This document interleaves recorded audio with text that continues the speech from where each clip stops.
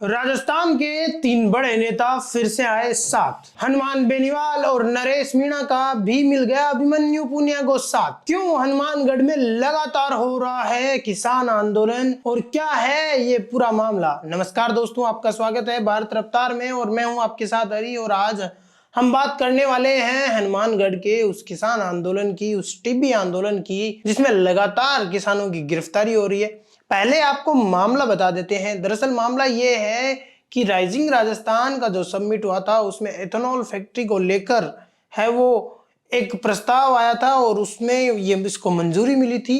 और ये एशिया की सबसे बड़ी एथेनॉल फैक्ट्री होने वाली है जो हनुमानगढ़ में अभी तैयारियां चल रही है या लगाई जा रही है। इस फैक्ट्री को लेकर किसानों ने 2024 में आंदोलन किया और उसके बाद ये जब इस फैक्ट्री की दीवार वॉल बननी शुरू हुई तब ये आंदोलन अपने तेजी को है वो पकड़ने लगा।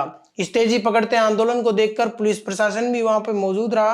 पुलिस प्रशासन की देख रेख में ये पूरा मामला है वो सुलटाया गया और इसका निर्माण कार्य है वो जारी रखा गया। उसके बाद आंदोलन थोड़ा और तेज हुआ और 10 दिसंबर को इस आंदोलन के जरिए वहां की जो एथेनॉल फैक्ट्री जो बनाई जा रही थी उसकी दीवारें किसानों ने ट्रैक्टरों से तोड़ दी। वहां पे भारी संख्या में किसान ट्रैक्टर लेकर पहुंचे और दीवारों को तोड़ दिया और वहां पे हिंसा भड़क उठी। यह आंदोलन ऐसे ही किसान आंदोलन नहीं बना। इस आंदोलन के लिए कई किसानों ने पहले गिरफ्तारियां भी दी है, किसानों के ऊपर लाठीचार्ज भी हुआ और उसके बाद ये मामला इतना बड़ा बन गया कि ये मामला अब है वो संसद भवन तक पहुंच गया है। संसद भवन की बात करने से पहले मैं ये बता देता हूं कि ये जो किसान आंदोलन जो एथेनॉल फैक्ट्री को लेकर चल रहा है इसका नेतृत्व कांग्रेस विधायक अभिमन्यु पुनिया कर रहे हैं और कांग्रेस विधायक अभिमन्यु पुनिया के नेतृत्व में यह आंदोलन हुआ। और वहां पे जब लाठीचार्ज हुआ तब सबसे आगे विधायक अभिमन्यु पुनिया ही थे। उनको चोट भी आई है, उनके माथे में चोट आई है, उनके हाथ में भी चोट आई और ये आंदोलन अभी भी शांतिपूर्वक तरीके से चल रहा है। ये तो थी आंदोलन की पूरी रूपरेखा। और अब उन दो बड़े नेताओं की बात कर लेते हैं जिनका इस आंदोलन को समर्थन मिला है। सबसे पहले हम बात करते हैं नरेश मीणा की। नरेश मीणा का भी इस आंदोलन को समर्थन मिल गया है और नरेश मीणा ने सोशल मीडिया पर पोस्ट करके लिखा है कि हनुमानगढ़ टिब्बी में किसानों पर हुए अत्याचार की मैं कड़ी निंदा करता हूं। एथेनॉल फैक्ट्री के विरोध में शांति से अपनी बात रखने गए किसानों पर लाठीचार्ज, फायरिंग की कोशिश और झूठे मुकदमे ये किसानों पर सीधा हमला है।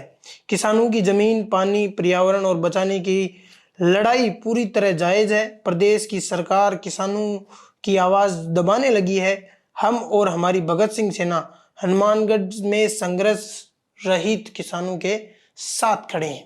ये तो था नरेश मीणा का वो सोशल मीडिया अकाउंट से किया गया पोस्ट जिसके ऊपर अब नरेश मीणा ने ये क्लियर कर दिया है कि हम किसानों के साथ में खड़े हैं। इसके अलावा एक और बड़े नेता आरएलपी सुप्रीमो और नागौर सांसद हनुमान बेनीवाल का भी किसानों को साथ मिला और हनुमान बेनीवाल ने संसद में आवाज उठाते हुए किसानों की आवाज संसद में उठाई और संसद में आवाज उठाते हुए हनुमान बेनीवाल ने कहा कि किसानों के साथ लगातार अत्याचार हो रहा है। इसके अलावा अगर मैं बात करूं तो कई कांग्रेस विधायकों, कांग्रेस नेताओं और निर्दलीय नेताओं का भी है वो साथ मिल गया है अब इस आंदोलन को। और यह आंदोलन बड़ी मजबूती से एथेनॉल फैक्ट्री के खिलाफ किया जा रहा है। धन्यवाद दोस्तों।